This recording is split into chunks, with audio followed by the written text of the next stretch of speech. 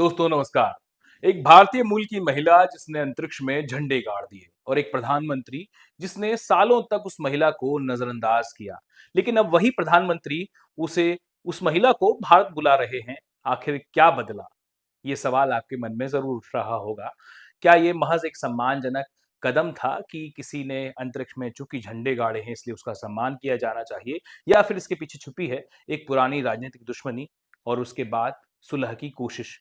Sunita Williams, Narendra Modi और गुजरात की एक अनसुलझी कहानी आपको हैरान कर देगी। भारत की गौरवशाली बेटी सुनीता विलियम्स अंतरिक्ष में 286 दिन बिताने के बाद अब धरती पर वापस लौट आई हैं।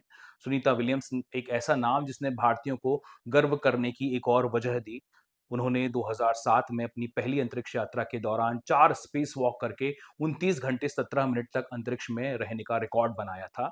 वो नासा की सबसे प्रतिष्ठित अंतरिक्ष यात्रियों में से एक हैं और अभी वे 9 महीने तक लगातार इंटरनेशनल स्पेस स्टेशन आईएसएस पर रहने के बाद 20 मार्च 2025 को धरती पर लौट आई हैं। 19 मार्च 2025 को धरती पर लौट आई हैं।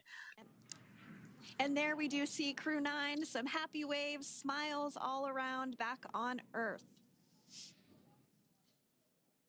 लेकिन क्या आप जानते हैं कि साल 2007 में जब सुनीता ने ये कारनामा किया था, यानी अंतर्राष्ट्रीय स्पेस स्टेशन में यानी अंतरिक्ष में समय बिताने का जो कारनामा किया था, उस समय गुजरात के मुख्यमंत्री जो अब हमारे प्रधानमंत्री हैं नरेंद्र मोदी, उन्होंने उनकी उस महान उपलब्धि को वैसे ही नहीं सराहा था जैसे वे आज प्रधानमंत्री के रूप में सराह रहे हैं। वे सुनीता से मिलने के लिए एक तरह से आतुर दिखाई दे रहे हैं। गुजरात की राजनीति और उस समय सुनीता विलियम्स की जो उपेक्षा हुई थी वो लगातार चर्चा में बनी रही थी। नरेंद्र मोदी ने जानबूझकर सुनीता विलियम्स को सम्मान नहीं दिया था क्योंकि वो उनके राजनीतिक प्रतिद्वंदी हरेन पंड्या की रिश्तेदार थीं। हरेन पंड्या गुजरात के पूर्व गृह मंत्री जिनकी साल 2003 में हत्या कर दी गई थी। जी हाँ, एक गृह मंत्री की, गुजरात के गृह मंत्री की हत्या कर दी गई थी।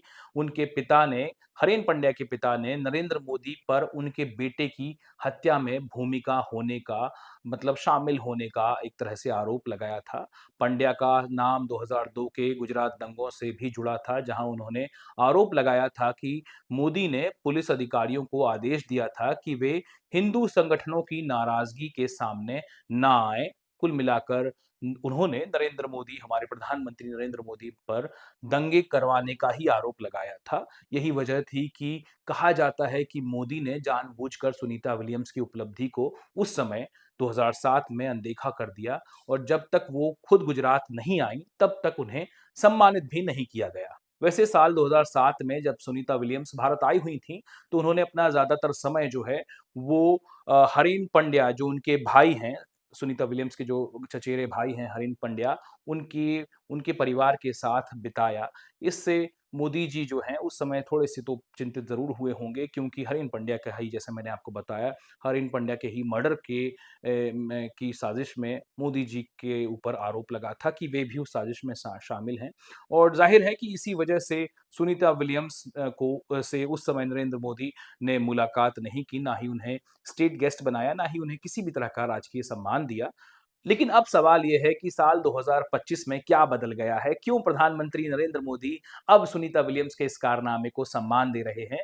वैसे मोदी ने खुद एक पत्र लिखकर, एक लेटर लिखकर सुनीता विलियम्स को भारत आने का न्योता दिया है। एक पत्र 1 मार्च को लिखा गया था और पूर्व नासा अंतरिक्ष यात्री माइक मैसिमिनो के ज़रिए ये सुनीता तक पहुँचाया गया था। इस पत्र में प्रधानमंत्री मोदी ने लिखा था कि आप भले ही हज़ारों मील दूर हों हमसे, लेकिन आप हमारे दिलों के करीब हैं। पूरा भारत आपके अच्छे स्वास्थ्य और मिशन की सफलता की प्रार्थना कर रहा है। प्रधानमंत्री मोदी ने उन्हें भारत की सबसे प्रतिष्ठित बेटियों में, यानी सुनीता विलियम्स को भारत की सबसे प्रतिष्ठित बेटियों में से एक कहते हुए लिखा कि भारत उनका स्वागत करने के लिए उत्सुक है।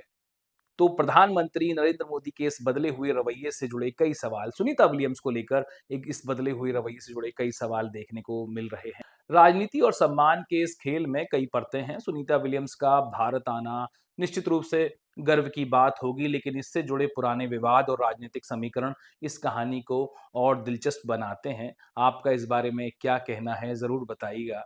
क्या प्रधानमंत्री का ये कदम जो है बिल्कुल सही है, या फिर एक राजनीतिक रणनीति है?